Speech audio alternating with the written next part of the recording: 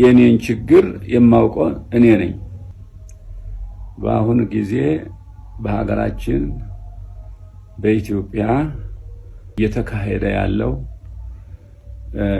አረመኔነት የአረማዊነት ስራ እንዲቆም ብዙ ጊዜ ሞክሬ አልተሳካም። ምክንያቱም ፈቃድ አልተሰጠም። እናገራለሁ ይመልሱታል፣ እናገራለሁ ይመልሱታል። ይሄው እስካሁን ድረስ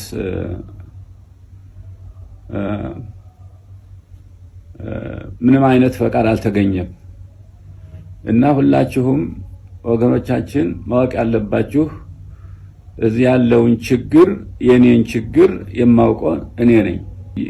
እየተካሄደ ያለው የአረማዊነት ስራ ብዙ ጊዜ ሞክሬያለሁ ለመቃወም፣ ግን ስላልተፈቀደ ወይም ወደ አየር ለመውጣት ስላልተፈቀደ እየታፈነ እየቀረ ነው እስካሁን ድረስ ያለሁት።